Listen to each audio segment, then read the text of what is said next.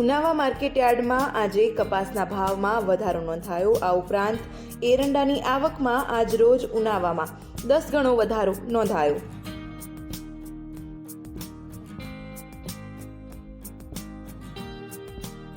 ઉત્તર ગુજરાતમાં ખાસ કરીને એરંડા, રાયડા, રજકા તેમજ કપાસનું વાવેતર વધારે પ્રમાણમાં થતું હોય છે। ખાસ કરીને એરંડાનું અને કપાસનું વાવેતર વધારે પ્રમાણમાં ખેડૂતો કરે છે। ઉનાવા માર્કેટિંગ યાર્ડમાં કપાસની તેમજ એરંડાની આવકમાં વધારે થતી હોય છે। ઉનાવા માર્કેટિંગ યાર્ડમાં અન્ય જણસીની સરખામણીએ કપાસની આવક વધારે થતી હોય છે।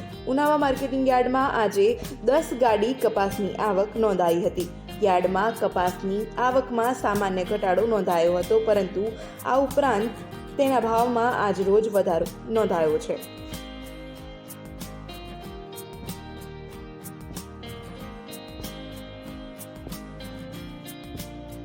ઉનાવા માર્કેટિંગ યાર્ડમાં કપાસની હરાજી કરવામાં આવી હતી।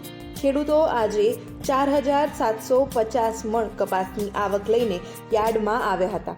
કપાસના એક મણના નીચા ભાવ 1101 રૂપિયા પ્રતિ મણ મળ્યો હતો અને ઊંચા ભાવ 1518 રૂપિયા ખેડૂતોને મળી રહ્યા હતા।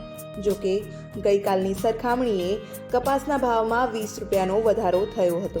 ગત મહિનાની વાત કરવામાં આવે તો ગત મહિને કપાસનો ભાવ 1550 રૂપિયા સુધી નોંધાયા હતા।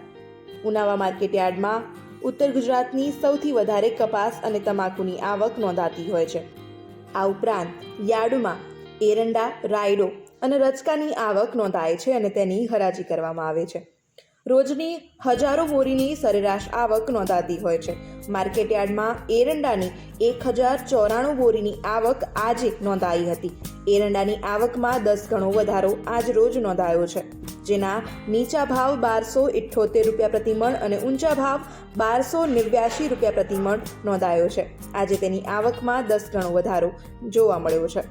ઉનાવા માર્કેટયાર્ડમાં મહેસાણામાંથી તેમજ અન્ય ગામડાઓમાંથી કપાસની આવક આવી રહી છે। રોજની હજારો બોરી કપાસની આવક નોંધાતી હોય છે। એમાં પણ આજે એરંડાની આવકમાં 10 ગણો વધારો નોંધાયો છે।